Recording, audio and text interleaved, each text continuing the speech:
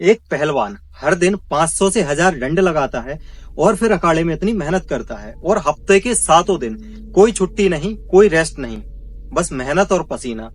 और मिट्टी के ट्रेडिशनल अखाड़ों में ज्यादातर ऐसा अभी भी होता है। और इसी तरीके से फौजी हर दिन ट्रेनिंग करते हैं, सुबह पीटी, दोपहर में ट्रेनिंग, शाम को दौड़, और वो भी अपने इतने भारी लगेज के साथ और राइफल के साथ। पर क्या कभी सोचा है कि इनकी मसल्स फट क्यों नहीं जाती, इनकी बॉडी टूट क्यों नहीं जाती जब ये लोग अपने शरीर से बेहिसाब मेहनत करते हैं? क्योंकि जिम में हमें कहा जाता है, जिम के अंदर हमसे बोला जाता है कि एक मसल्स की ट्रेनिंग करने के बाद, एक मसल्स को प्रॉपर ट्रेन करने के बाद हमें उसे मिनिमम 48 घंटे का रिकवरी टाइम देना है, वरना मसल्स में इंजरी हो जाएगी। और ये सही भी है। तो फिर यहाँ पर क्या मैटर है? असल में ये एक बहुत गहरा सवाल है और इसका आंसर ये है कि जब आप अपनी बॉडी से एक ही फॉर्म में एक ही एक्सरसाइज करवाते आ रहे होते हो बड़े लंबे समय से, कई महीनों से या सालों से, तो एक समय के बाद वो चीजें आपको नॉर्मल लगने लगती हैं। जैसे कि दंड बैठक सपाटे, पुशअप, पुलअप, चिनअप या लाइट वेट के साथ मैक्सिमम रेप्स लगाना। ये हमारी बॉडी अडेप्टिव होती है, ये समय और परिस्थिति के हिसाब से धीरे धीरे अपने आप को उसमें ढालने लगती है। जब आप रोज एक ही जैसी एक्टिविटी करते हैं तो समय के साथ आपकी बॉडी उस सिस्टम में उसको ढालने लगती है। आपका नर्वस सिस्टम, आपका न्यूरोमस्कुलर सिस्टम उस चीज को अपने अंदर अडेप्ट करने लगता है और वो चीज नॉर्मल दिनचर्या में शामिल हो जाती है। मान लीजिए मुझे 3 मंजिल की सीढ़ियां चढ़ना है दिन में 10 बार, ठीक है, तो मुझे किसी दिन रिकवरी लेने की जरूरत नहीं है क्योंकि मैं बड़े लंबे टाइम से वो चीजें करता आ रहा हूँ। ठीक है, मुझे 3 मंजिल की सीढ़ियां दिन में 10 बार चढ़ना एक नॉर्मल सी बात है, वो मेरे दिनचर्या में ऐड हो चुकी है वो चीज। देखिए, अगर मैं खुद का एग्जांपल दूं तो शुरुआत में मुझे 100 डंड भारी लगते थे, लेकिन अब वो मेरे लिए वार्म अप है। लेकिन अब असली सवाल जो आपको परेशान कर रहा होगा कि जब हम रोज रोज एक ही मसल्स की एक्सरसाइज करते हैं तो ये रिकवर कैसे होते हैं? तो अब सुनो।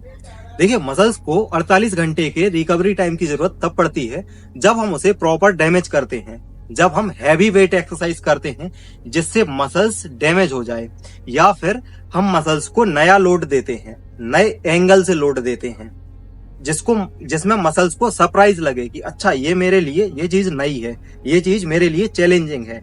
अगर मसल्स को कोई चीज चैलेंजिंग लगती है, वो वेट चैलेंजिंग लगता है, तो मसल्स डैमेज होते हैं और फिर रिकवर होने के बाद खुद को स्ट्रॉन्ग बनाते हैं। जब आप रोज वही वेट, वही एक्सरसाइज, वही फॉर्म, वही रेपिटेशन, उसी वजन के साथ करते हो तो आपके शरीर को ये चीज नॉर्मल लगने लगती है। शरीर उसे नया चैलेंज नहीं मानता, शरीर उसे मेहनत के रूप में नहीं देखता, वो आपकी दिनचर्या बन चुकी है। तो इस सवाल का जवाब अब क्लियर हुआ। आपने कोई ऐसी एक्सरसाइज नहीं करी जो चीज आपको चैलेंजिंग लगे और मसल्स डैमेज हों, तो आपको 48 घंटे की या 2 दिन के रिकवरी टाइम की जरूरत नहीं है। आप अगले दिन फिर से इतनी मेहनत कर सकते हो। कंक्लूजन ये निकलता है कि जब आप सालों से या महीनों से एक ही जैसी एक्सरसाइज कर रहे हैं, एक ही फॉर्म में, एक ही वेट के साथ और उतने ही रेपिटेशन, तो आपकी ग्रोथ उसी जगह पर रुक चुकी है और इस कंडीशन में आपकी ड्यूरेबिलिटी जबरदस्त होती है। पर भाई, ये मत सोच लेना कि रोज कई किलोमीटर दौड़ने पर या रोज 1500 डंड सपाटे मारने पर आप सुपरमैन बन जाओगे। इसके संभावित खतरे भी हैं, पहले ये भी जान लो। ये पहला संभावित खतरा है कि इतने ज्यादा डंड सपाटे मारने पर या कई किलोमीटर रोज रोज दौड़ने पर आपको ओवर यूज इंजरी हो सकती है, जिससे नी, शोल्डर और लोअर बैक में पेन हो सकता है। और दूसरा है नो रेस्ट नो ग्रोथ। अगर आप रेस्ट नहीं लेते और रोज एक ही जैसी एंडोरेंस एक्सरसाइज करते हैं तो आपके मसल्स का साइज नहीं बढ़ेगा और मसल मास गेन नहीं होगा। और तीसरा संभावित खतरा है कि आपका हार्मोनल इम्बैलेंस हो सकता है।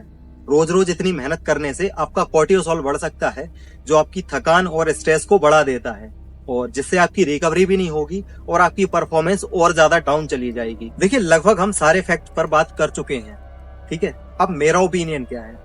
तो देखिए, मेरा ओपिनियन कहता है कि सिर्फ अंधाधुंध मेहनत ही नहीं, हमें अपनी बॉडी को रेस्ट और रिकवरी भी देना जरूरी है।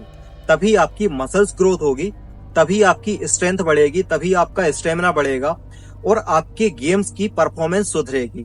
तो वीडियो में जानकारी कैसी लगी कमेंट में जरूर बताएं। और देखिए, मैं कोई हवा में वीडियो नहीं बनाता हूँ, मैं वीडियो बनाने से पहले बहुत रिसर्च करता हूँ, प्लस मेरा खुद का एक्सपीरियंस, इस सबके बेस पर जो कंक्लूजन निकलता है वो डेटा मैं आपको प्रोवाइड करता हूँ।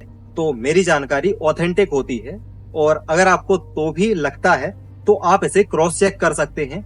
जय श्री राम।